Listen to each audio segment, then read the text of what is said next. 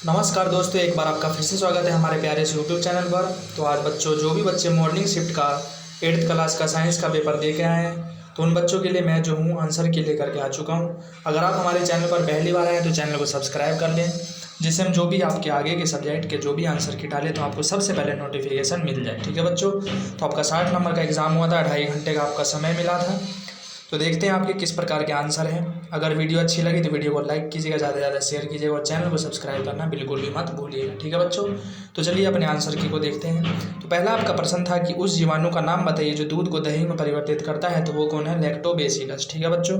क्या अशुद्ध जल विद्युत का संचालक होता है? तो नहीं होता। ठीक है, आगे चलते हैं। अगले का आपका में है आंसर, दूसरे का आवर्ती है, या आप याद कर सकते हैं। कटाई आपका आंसर है। उसके बाद आपका है कोलतार एक प्रिय गंध वाला सफ़ेद गाढ़ा द्रव होता है क्या? तो असत्य है इसका राइट आंसर। ठीक है, अनिद्रा, अति तनाव, चिंता और तथा अन्य बहुत से स्वास्थ्य संबंधी विकार ध्वनि प्रदूषण से उत्पन्न होते हैं। तो ये भी असत्य है बच्चों। ठीक है, चलिए। खाद से मिट्टी की जल क्षमता में वृद्धि होती है। तो ये सत्य है। जब किसी वस्तु पर बल लगाया जाता है तो उसकी चाल में कोई परिवर्तन नहीं हो सकता। तो ये भी असत्य है बच्चों। ठीक है, क्योंकि जब किसी वस्तु पर बल लगता है तो उसके चाल में, दिशा में, सभी चीज़ों में परिवर्तन होता ही होता है। ठीक है, चलिए। उसके बाद आपके पेट्रोल के 2 उपयोग लिखने थे। तो पेट्रोल का ये इजी क्वेश्चन था बच्चों, आपने बहुत आसानी से कर ही दिया होगा। ठीक है, पेट्रोल के 2 उपयोग में क्या आ जाएगा आपका? आप मोटर बाइक लिख सकते हो, उसके बाद जनरेटर लिख सकते हो, ये सब चीज़ें आप जो है लिख सकते हो। ठीक है, चलिए। अब चलते हैं अगले पर, जो आपका अथवा में था। तो इसका आंसर जो है आपका क्या है? आपका पेट्रोलियम बिल्कुल राइट आंसर है। ठीक है, कि निम्नलिखित में से कौन सा समाप्त हो सकता है? तो पेट्रोलियम जो है वो समाप्त हो सकता है। ठीक है बच्चों, चलिए आगे चलते हैं।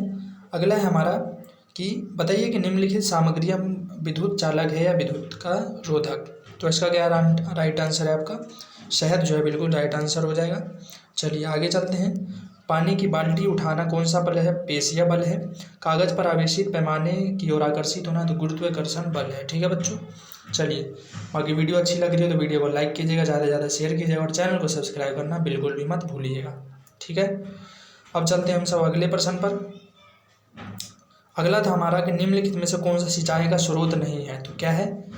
गैस का पाइपलाइन से सिंचाई से कुछ लेना देना नहीं रहता है। इसमें आपको क्या करना था?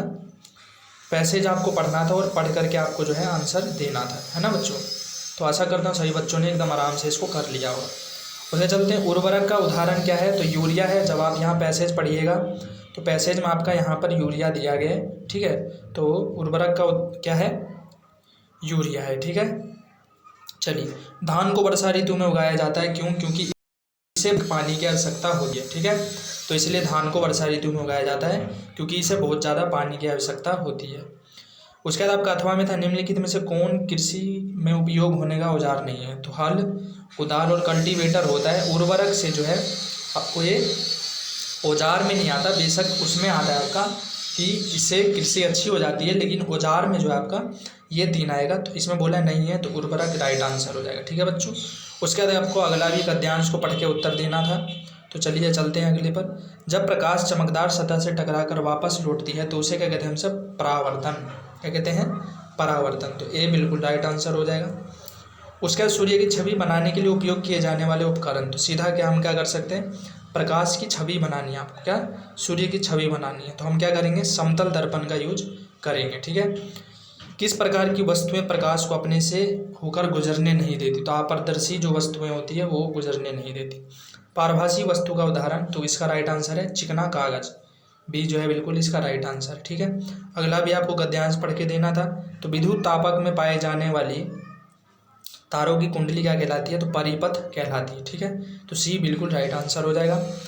उसके बाद विद्युत स्त्री एक उदाहरण है। तो क्या है? बी और सी दोनों है। विद्युत धारा का चुंबकीय प्रभाव, विद्युत धारा का रासायनिक प्रभाव। ठीक है बच्चों, चलिए। विद्युत घंटी में ध्वनि उत्पन्न होती है किससे? विद्युत धारा के चुंबकीय प्रभाव के कारण। ठीक है, एमसीबी को पूर्ण रूप से कहते हैं लघु परिपथ विक्षेप। ठीक है, सॉरी बच्चों, तो इसका जो है आपका क्या है? मिनी सर्किट ब्रेक जो है बिल्कुल आपका राइट आंसर है। ठीक है, चलिए अगला आपका मिलान था। तो लुई पास्चर ने आपका किण्वन का करा है। एंटीबायोटिक का आपका सोडियम बेजोएट ने करा है। एडवर्ड जेनर ने आपका चेचक के टीके का करा था। एंथ्रेक्स ने आपका स्ट्रेप्टोमाइसिन का करा था। परिरक्षक ने आपका क्या करा था, मवेशियों में होने वाला। उसके बाद आपका जो है एक बच गया शैवाल का, तो क्लेमाइडोमोनास। ठीक है बच्चों, चलिए यही था बेटा आपका आंसर की। अगर आपको कोई भी इस आंसर की से रिलेटेड समस्या तो आप जो कमेंट में बता सकते हैं, जिसे हम जो है ज़रूर आपका उसका समाधान करने का कोशिश करेंगे। ठीक है, बाकी वीडियो अच्छी लगी वीडियो को लाइक कीजिएगा, और बाकी जो भी आपके एग्ज़ाम होंगे उसके भी आंसर की अगर आप समय पर प्राप्त करना चाहते हैं तो आप जो हमारे चैनल को सब्सक्राइब कर लीजिए, जिससे हम जब भी आंसर की डालें तो आपको सबसे पहले नोटिफिकेशन मिल जाए।